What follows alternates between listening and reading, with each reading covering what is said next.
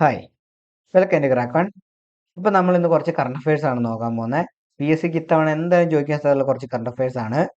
അപ്പം നമ്മുടെ degree prelims ഒക്കെ അടുത്തിരിക്കുകയാണ്. അപ്പോൾ എല്ലാവരും നന്നായിട്ട് തന്നെ പഠിക്കുന്നുണ്ടെന്നാണ് കരുതുന്നത്. അപ്പം ക്ലാസ്സിലേക്ക് കിടക്കാം. 2026 ലോക ജലദിനത്തിന്റെ പ്രമേയം water and gender. Water and gender. 2026 അന്താരാഷ്ട്ര കാലാവസ്ഥാ ദിനത്തിന്റെ പ്രമേയം ഒബ്സർവിംഗ് ടുഡേ പ്രൊട്ടക്ടിംഗ് ടുമാറോ.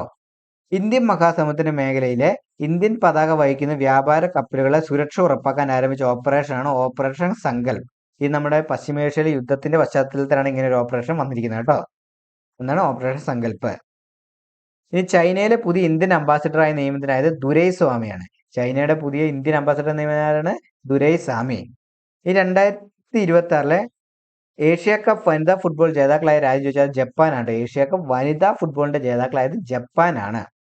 ഏറ്റവും പുതിയ റിപ്പോർട്ടുകൾ പ്രകാരം ഇന്ത്യയിൽ വസ്ത്ര കയറ്റുമതിയിൽ 1ാം സ്ഥാനത്തുള്ള സംസ്ഥാനം തമിഴ്നാടാണ്. തമിഴ്നാടുള്ള നെയ്ത്ത് ഗ്രാമം ഒക്കെ ഉള്ളതെന്ന് അറിയാലോ. അപ്പോൾ ഏറ്റവും പുതിയ റിപ്പോർട്ട് പ്രകാരം ഇന്ത്യയിൽ വസ്ത്രം കയറ്റുമതി 1ാം സ്ഥാനമുള്ളത് തമിഴ്നാട്ടിലാണ്.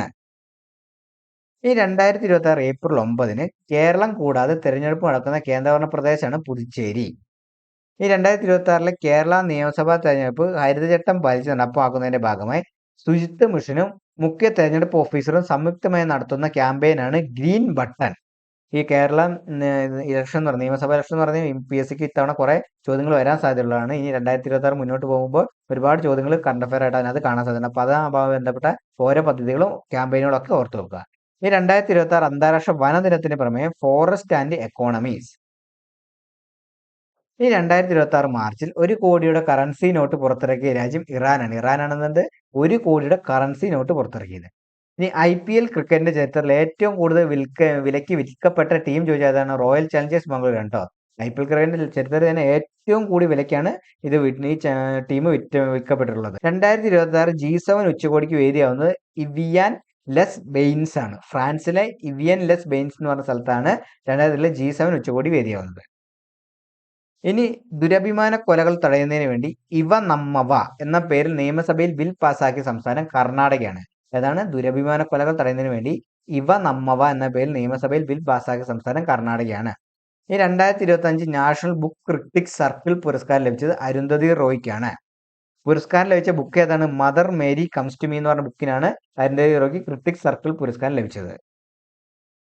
ഇനി ദേശീയ പിന്നോക്ക വിഭാഗം കമ്മീഷൻ ചെയർപേഴ്സൺ നിയമിതനായത് സ്വാതി നിരഞ്ജൻ ജ്യോതിയാണ്. സ്വാതി നിരഞ്ജൻ ജ്യോതിയാണ് ദേശീയ പിന്നോക്ക വിഭാഗ കമ്മീഷൻ ചെയർപേഴ്സണായി നിയമിതനായത്. ഇനി 2025 സരസ്വതി സമ്മാൻ പുരസ്കാരം ലഭിച്ച രാംകുമാർ മുഖോപാധ്യായക്കാണ്. 2025 സരസ്വതി സമ്മാൻ പുരസ്കാരം ലഭിച്ച രാംകുമാർ മുഖോപാധ്യായക്കാണ്. ഈ 2026 മാർച്ചിൽ 2000 വർഷം പഴക്കമുള്ള മഹാശിലാ കാലഘട്ടത്തിലെ ചെങ്കല്ലറ കണ്ടെത്തിയ കേരളത്തിലെ സ്ഥലം പനയാൽ. കാസർഗോഡിലെ പനയാലാണ് ഇത് കണ്ടെത്തിയത്, ചെങ്കല്ലറ കണ്ടെത്തിയിട്ടുള്ളത്. ഇനി 2026 കേരള നിയമസഭാ തെരഞ്ഞെടുപ്പ് ഏറ്റവും കൂടുതൽ സ്ഥാനാർത്ഥികൾ മത്സരിക്കുന്ന മണ്ഡലം കൊടുവള്ളി. കോഴിക്കോട് കൊടുവള്ളി മണ്ഡലത്തിലാണ് ഏറ്റവും കൂടുതൽ സ്ഥാനാർത്ഥികൾ മത്സരിക്കുന്നത്. ഈ 86% സ്കൂളുകളും പുകയില വിമുക്ത വിദ്യാഭ്യാസ സ്ഥാപനങ്ങളായി സാക്ഷ്യപ്പെടുത്തിയ ഇന്ത്യയിലെ ആദ്യ സംസ്ഥാനമാണ് മേഘാലയ. കേരളത്തിൽ ഭിന്നശേഷിക്കാർക്ക് വേണ്ടി ഭിന്നശേഷി ഉദ്യോഗസ്ഥരെ തന്നെ ഉൾപ്പെടുത്തിക്കൊണ്ട് തെരഞ്ഞെടുപ്പ് കമ്മീഷൻ ആരംഭിച്ച വോട്ടർ ബോധവൽക്കരണ ക്യാമ്പയിനാണ് സമ്മതി.